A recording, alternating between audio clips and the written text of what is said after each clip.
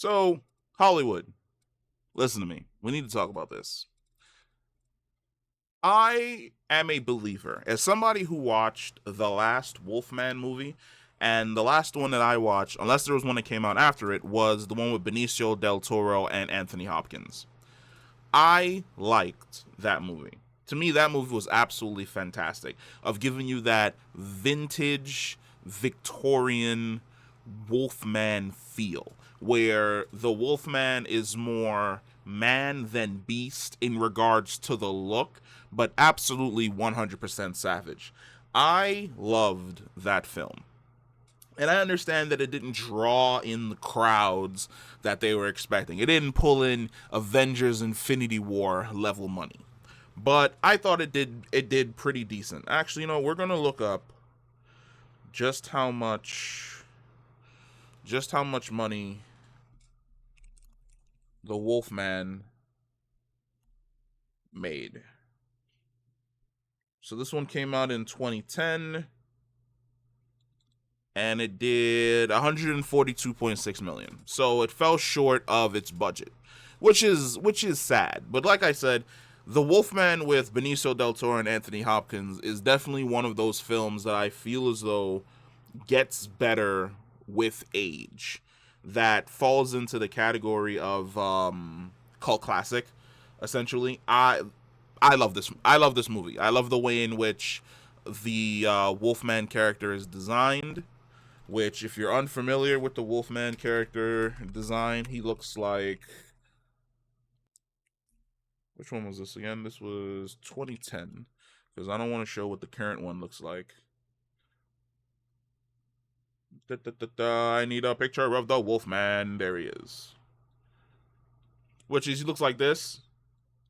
I love this design. Like I said, the design definitely leads, or should I say leans, a lot more into the more of a man than beast type approach than what you would receive from a lot of other werewolf just content, such as movies or anime or things along those lines, because you can still see the man underneath the monster that he's essentially become.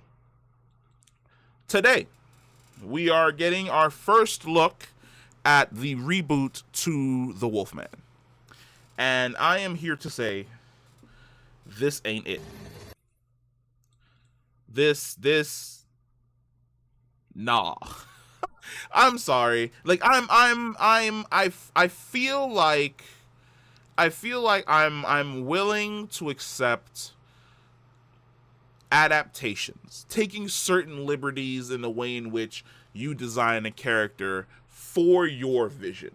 But however, there are just certain creatures in lore, in fantasy, that I feel as though we've received the best designs for.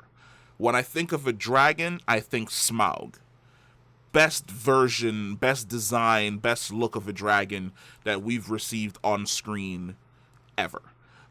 Anything next to that, I would say the multiple different dragons we've gotten from House of the Dragon, which shows that you can design dragons to look like anything.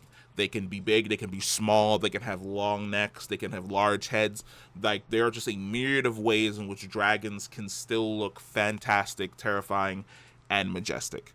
I feel as though we've hit the perfect way in which vampires look super early on with the very first Blade film, which they look like humans until they start having blood raves, and then things just go absolutely fucking sideways from there.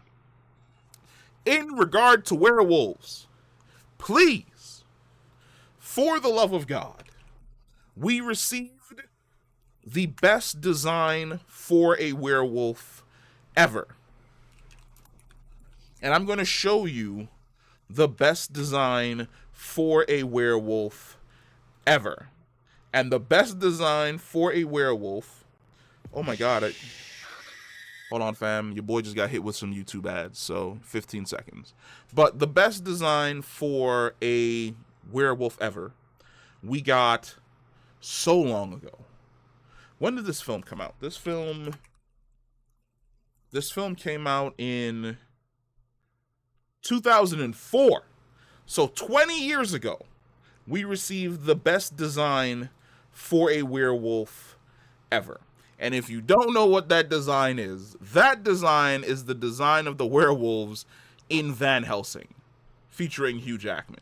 The design of the werewolves in this film is borderline fucking majestic. From the way in which they transform, where you see the bones crack and the skin breaks away and the muscle forms. It's almost like Bruce Banner turning into the Hulk, which is essentially what's happening here.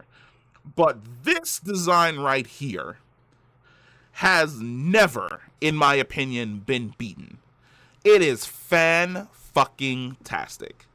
And it's crazy that this design is something that we got back in 2004. In 2004, they really cooked and gave us probably my favorite version of Dracula, which is the same one that is in Van Helsing, and then also my favorite design for a werewolf. I don't like down on all fours werewolves. I feel as though they kind of lose a lot of what makes them terrifying, which is a beast that is thinking on an intelligent level like a man. I absolutely love bipedal werewolves. The idea of something that walks around being bipedal most of the time when you see it, but then when it goes feral, it shifts between chasing you down on all fours, then going into basically its bipedal mode to probably get over or get past a certain terrain. Even fucking better and even more absolutely fucking terrifying. But it is crazy that 20 years ago, we received like the greatest and best werewolf design ever. And for whatever reason, Hollywood they just never cooked again in regards to creating a dope werewolf. But if you know of a really, really cool werewolf design, please let me know down in the comments. Like, I'm always down to watch a werewolf creature feature, even though I haven't really been keeping up with it. More on the book side, because I read like a lot of supernatural fantasy, but not on the film side. So if there's like a really, really good werewolf design that you enjoyed in something that you watch, comment down below. Let me know. And yeah, like I said, whatever this is, nah, son. I'm sorry. Absolutely not. This looks like a super ghoul in Fallout. But yeah, let me know what you guys think about it. Comment down below, and I'll catch you in the next one. Peace.